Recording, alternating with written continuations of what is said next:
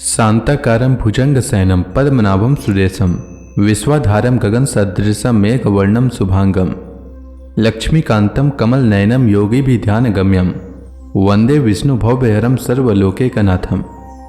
मंगलम भगवान विष्णु मंगलम गरुड़ध्वज मंगलम पुंडरीकाक्ष मंगलाय तनोहरि।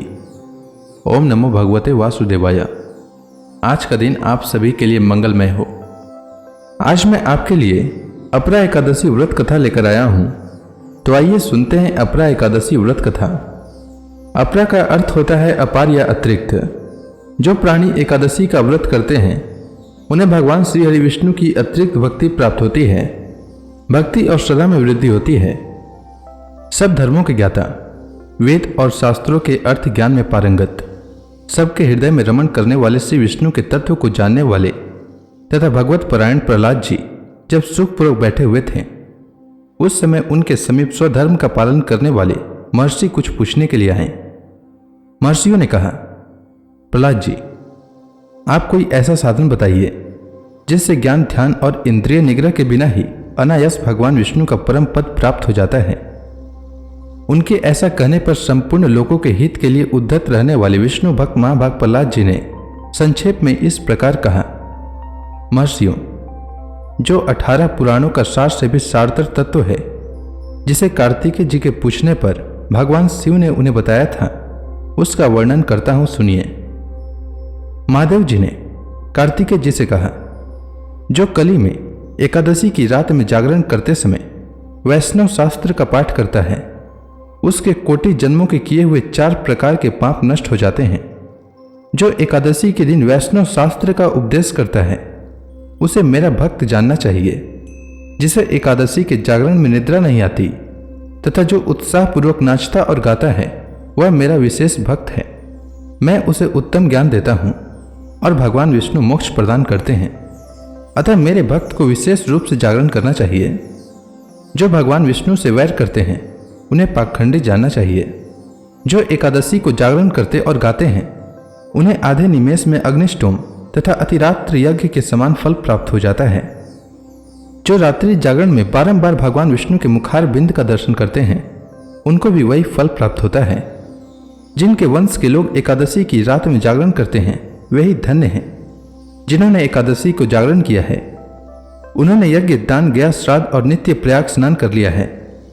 उन्हें सन्यासियों का पुण्य भी मिल गया और उनके द्वारा इष्टपूर्त कर्मों का भी भली भांति पालन हो गया। षडानन, भगवान विष्णु के भक्त जागरण सहित एकादशी व्रत करते हैं, इसलिए वे मुझे सदा ही विशेष प्रिय हैं। जो एकादशी की रात में भगवान विष्णु के आगे वैष्णव भक्तों के समीप गीता और विष्णु सहस्त्र नाम का पाठ करता है, वह उस परम धाम में जाता है जहां साक्षात भगवान नारायण विराजमान हैं। जो श्रीहरि के समीप जागरण करते समय रात में दीपक जलाता है, उसका पुण्य 100 कल्पों में भी नष्ट नहीं होता। जो जागरण काल में मंजरी सहित तुलसी दल से भक्ति पूर्वक भगवान श्रीहरि का पूजन करता है, उसका पुनः इस संसार में जन्म नहीं होता।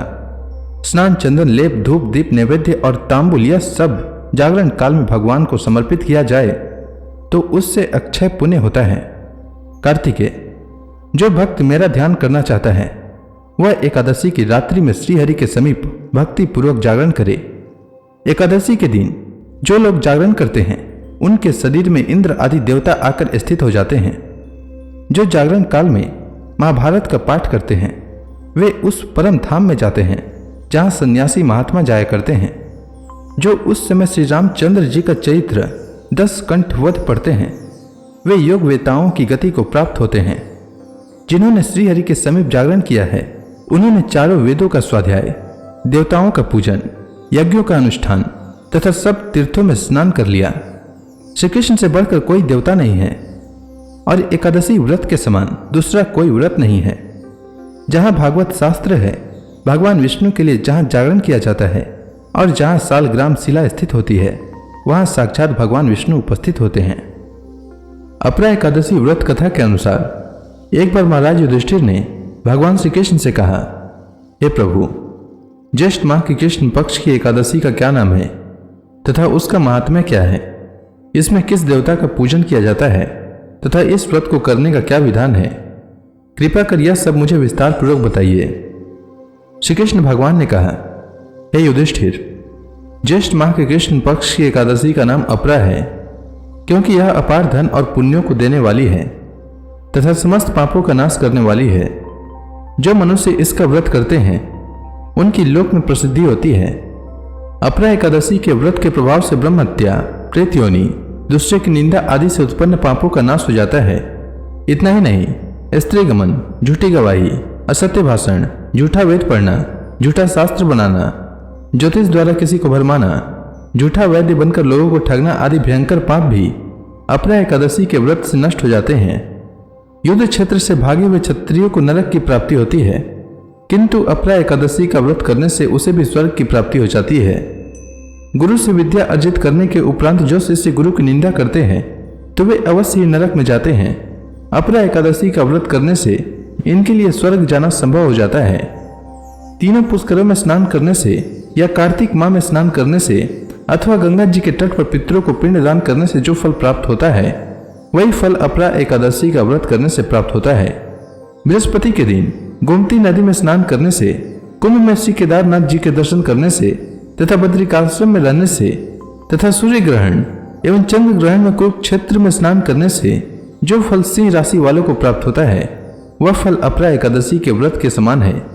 जो फल हाथी घोड़े के दान से तथा यज्ञ में स्वर्ण दान करने से प्राप्त होता है वह फल अपरा एकादशी के व्रत के फल के बराबर है। गौ तथा भूमि या स्वर्ण के दान का फल भी इसके फल के समान होता है। पाप रूपी वृक्षों को काटने के लिए यह व्रत कुल्हाड़ी के समान है तथा पाप रूपी अंधकार के लिए सूर्य के समान है। अतः मनुष्य को इस एकादशी का व्रत अवश्य करना चाहिए। यह व्रत सब व्रतों में उत्तम है। अपरा एकादशी के दिन श्रद्धापूर्वक भगवान विष्णु का पूजन करना चाहिए, जिससे अंत में विष्णु लोक की प्राप्ति होती है। हे युधिष्ठिर, अब मैं आपको अपरा एकादशी की कथा सुनाता हूँ, ध्यानपूर्वक श्रवण करो। प्राचीन काल में महीध्वज नामक एक धर्मात्मा राजा था। उसका छोटा भाई वज्रध्वज बड़े भाई के प्रति द्वेष की भावना रखता था। अवसरवादी वज्रध्वज ने एक दिन राजा की हत्या कर दी और उसके शव को जंगल में पीपल के पेड़ के नीचे गाड़ दिया। अकाल मृत्यु होने के कारण राजा की आत्मा प्रेत बनकर पीपल पर रहने लगी। उस मार्ग से गुजरने वाले हर व्यक्ति को आत्मा परेशान करती थी। एक ऋषि इस रास्ते से गुजर रहे थे, तब उन्होंने प्रेत को देखा और अपने तपोबल से उसके प्रेत बनने का कारण जाना। ऋषि ने पीपल के पेड़ से राजा की प्रेत आत्मा को नीचे उतारा और परलोक विद्या का उपदेश दिया। राजा को प्रेत योनि से मुक्ति दिलाने के लिए ऋषि ने स्वयं अपरा एकादशी का व्रत रखा। द्वादशी के दिन व्रत पूरा होने पर इसका पुण्य प्रेत को दे दिया। व्रत के प्रभाव से राजा की आत्मा प्रेत योनि से मुक्त हो गई और वह स्वर्ग चला गया। हे राजन, मैंने यह अपरा एकादशी की कथा लोकहित के लिए कही है। इसके पठन या श्रवण से सभी पाप नष्ट हो जाते हैं। तो इसी के साथ अपरा एकादशी व्रत की कथा समाप्त होती है। तो प्रेम से बोली भगवान विष्णु की जय, श्री कृष्ण भगवान की जय, समस्त देवी देवताओं की जय। एकादशी के दिन एकादशी व्रत कथा के साथ ही 11 माता की कथा भी अवश्य सुननी चाहिए। इससे व्रत का पूर्ण फल प्राप्त होता है। तो आइए सुनते हैं 11 माता की कथा। एकादशी भगवान विष्णु की साक्षात शक्ति है। जिस शक्ति ने उस असुर का वध किया है जिसे भगवान भी जीत पाने में असमर्थ थे, उस शक्ति के आगे मनुष्य के पाप रूपी असुर भला कैसे टिक सकता है। जिस शक्ति ने देवताओं के कष्ट को हर कर उन्हें सुख दिया, वह प्राणी मात्र को क्या नहीं दे सकती। सुख, समृद्धि, शांति और मोक्ष, समस्त सुख सहज ही प्राप्त हो जाते हैं। 11 माता की भक्ति में इतनी शक्ति है कि जिसके प्रभाव से मनुष्य को सहज ही सभी प्रकार के सुख प्राप्त होते हैं और अंत समय में मोक्ष की प्राप्ति होती है। 11 माता की कथा के अनुसार सतयुग में एक महाभयंकर दैत्य हुआ करता था। उसका नाम मूर था। उस दैत्य ने इंद्र आदि सभी देवताओं पर विजय प्राप्त कर उन्हें उनके पद से हटा दिया। तब इंद्र ने भगवान शंकर से प्रार्थना की, हे भोलेनाथ, हम सब देवता मूर दैत्य के अत्याचारों से दुखी होकर मृत्यु लोक में अपना जीवन व्यतीत कर रहे हैं। राक्षसों के भय से हम बहुत दुख और कष्ट भोग रहे हैं। मैं स्वयं बहुत दुखी और भयभीत हूं। अन्य देवताओं की तो बात ही क्या करें। अतः हे कैलाशपति, कृपा कर आप मूर दैत्य के अत्याचार से बचाने का उपाय बताइए। देवराज इंद्र के प्रार्थना सुनकर भगवान शंकर ने कहा, हे देवेंद्र, आप भगवान श्री हरि विष्णु के शरण में जाइए। मधु कैटव का संहार करने वाले भगवान विष्णु देवताओं को अवश्य ही इस भय से मुक्त करेंगे। भगवान शंकर के आदेश का पालन करते हुए इंद्र तथा अन्य देवता क्षीर सागर गए, जहां पर भगवान श्री हरि विष्णु शेष शैया पर विराजमान थे।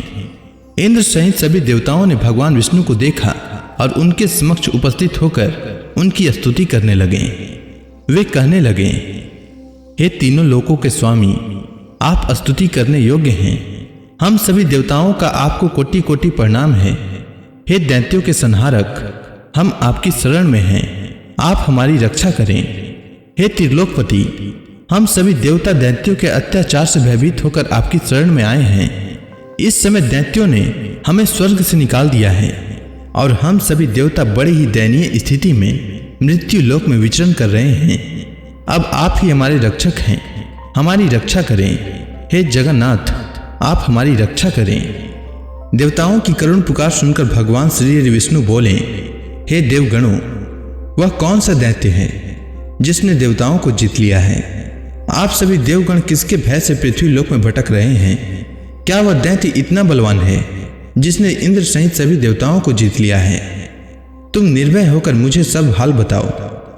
भगवान विष्णु के इस स्नेहमयी वचनों को सुनकर देवेंद्र ने कहा, हे प्रभु, प्राचीन काल में ब्रह्म वंश में उत्पन्न हुआ नाड़ी जंगम नाम का एक असुर था, जिसका मूर नामक एक पुत्र है, जो चंद्रवती नामक नगरी में निवास करता है, जिसने अपने बल से मृत्यु लोक और देवलोक को जीत लिया है और सब देवताओं को देवलोक से निकालकर अपने दैत्य कुल के असुरों को इंद्र, अग्नि, यम, वरुण और चंद्रमा आदि सभी को लोकपाल बना दिया है।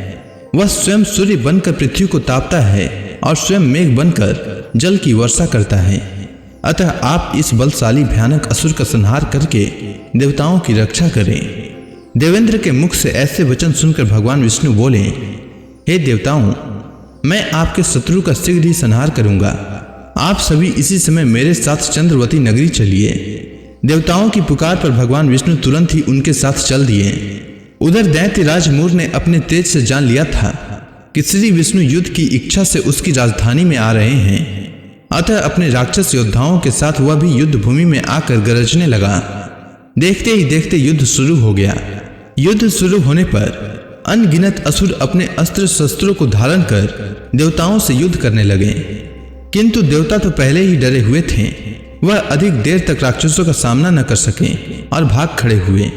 तब भगवान विष्णु स्वयं युद्ध भूमि पर आ गए। दैत्य पहले से भी ज्यादा जोश में भरकर भगवान विष्णु से युद्ध करने लगे।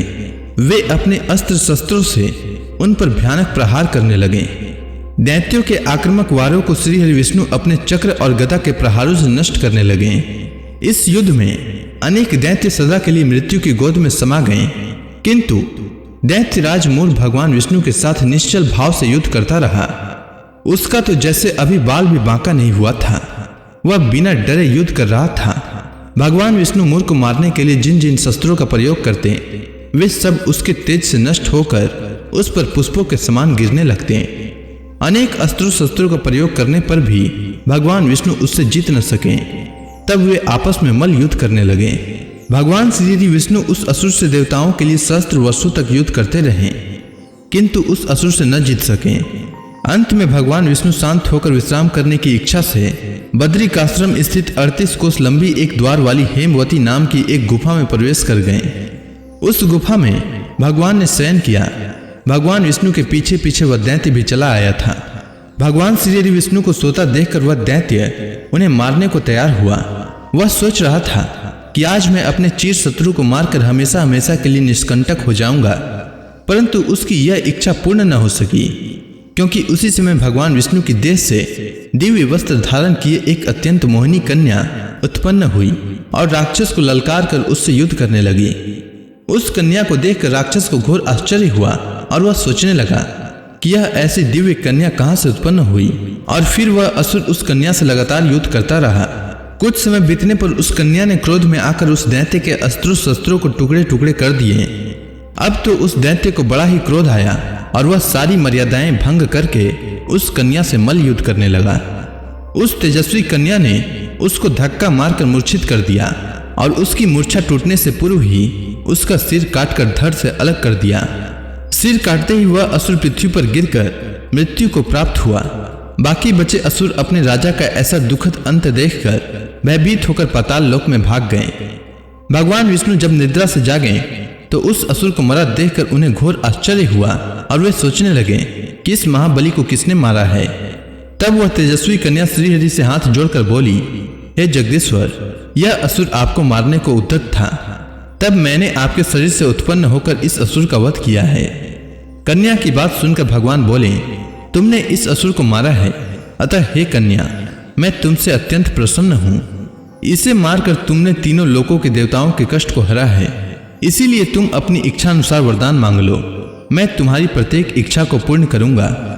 भगवान की बात सुनकर कन्या बोली, हे प्रभु, मुझे यह वरदान दीजिए कि जो मनुष्य या देव मेरा व्रत करे उसके सभी पाप नष्ट हो जाएं और अंत में उसे स्वर्ग लोक की प्राप्ति हो। मेरे व्रत का आधा फल रात्रि को मिले और उसका आधा फल एक समय भोजन करने वाले को मिले। जो श्रद्धालु भक्ति पूर्वक मेरे व्रत को करे वे निश्चय ही वैकुंठ लोक को प्राप्त करे। जो मनुष्य मेरे व्रत में दिन तथा रात्रि को एक बार भोजन करे वह धन धान्य से भरपूर रहे। कृपा करके मुझे ऐसा वरदान दीजिए। भगवान श्री विष्णु ने कहा, हे कन्या, ऐसा ही होगा।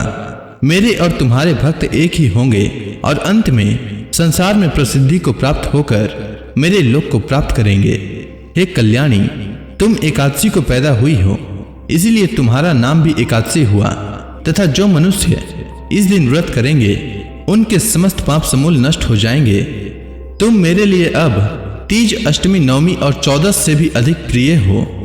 तुम्हारे व्रत का फल सब तीर्थों के फल से भी महान होगा। यह मेरा अकाट्य कथन है। इतना कहकर भगवान श्री विष्णु उसी स्थान पर अंतर ध्यान हो गए। अब आप सभी भक्तगण हाथ जोड़कर भगवान श्री हरि का ध्यान करें, आरती होने वाली है। ओम जय एकादशी माता, मैया जय एकादशी माता।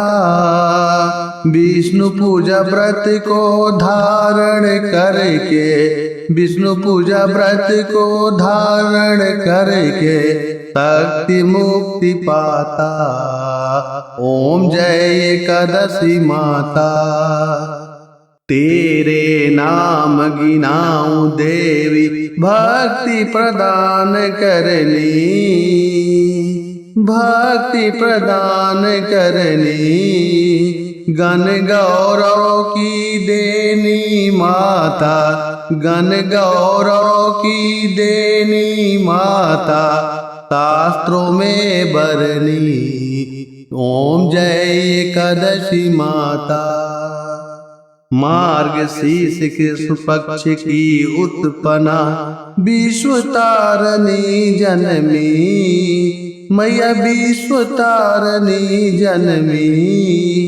शुक्ल पक्ष में हुई मोक्षदा, शुक्ल पक्ष में हुई मोक्षदा, मुक्तिदाता बन के भरमी। ओम जय एकादशी माता। पौष के कृष्ण पक्ष की सफला नामक है। शुक्ल पक्ष में होए पुत्रदा, आनंद अधिक रहे। ओम जय एकादशी माता। नाम सट तिला माघ मास में कृष्ण पक्ष आवे, मैया कृष्ण पक्ष आवे। शुक्ल पक्ष में जया कहावे, शुक्ल पक्ष में जया कहावे, विजय सदा पावे। ओम जय एकादशी माता। विद्या फाल्गुन कृष्ण पक्ष में शुक्ला अमला की, मैया शुक्ला अमला की। पाप मोचनी कृष्ण पक्ष में चैत्र महाबली की। ओम जय एकादशी माता। चैत्र शुक्ल में नाम कामदा, धन देने वाली, मैया धन देने वाली, नाम बरूथनी कृष्ण पक्ष में बैसाख माहवाली। ओम जय एकादशी माता, शुक्ल पक्ष में होए मोहिनी, अपराज्येष्ठ कृष्ण पक्षी। मैया अपराज्येष्ठ कृष्ण पक्षी, नाम निर्जला सब सुख करने, शुक्ल पक्ष रखी। ओम जय एकादशी माता, योगिनी नाम आषाढ़ में जानो, कृष्ण पक्ष करनी। मैया कृष्ण पक्ष करनी, देव सैनी नाम कहायो, शुक्ल पक्ष धरनी। ओम जय एकादशी माता, कामिका श्रावण मास में आवे, कृष्ण पक्ष कहिए। श्रावण शुक्ला होए पवित्रा, आनंद से रहिए। ओम जय एकादशी माता, अजा भाद्रपद कृष्ण पक्ष की परिवर्तनी शुक्ला। मैया परिवर्तनी शुक्ला, इंद्राश्विन कृष्ण पक्ष में व्रत से भवसागर निकला। ओम जय एकादशी माता, पापांकुशा है शुक्ल पक्ष में, आप हरण हारी। मैया आप हरण हारी, रमा मास कार्तिक में आवे, सुखदायक भारी। ओम जय एकादशी माता, देवोत्थान शुक्ल पक्ष की दुख नाशक मैया। पावन मास में करो विनती, पार करो नैया। ओम जय एकादशी माता, परमा कृष्ण पक्ष में होती, जन मंगल करनी। मैया जन मंगल करनी, शुक्ल मास में होए पद्धिनी, दुख दरिद्र हरनी। ओम जय एकादशी माता, जो कोई आरती एकादशी की भक्ति सहित गावे। मैया भक्ति सहित गावे, जन गुरु दिता स्वर्गवासा, निश्चय वह पावे। ओम जय एकादशी माता। तो प्रेम से बोलिए विष्णु भगवान की जय, माता लक्ष्मी की जय।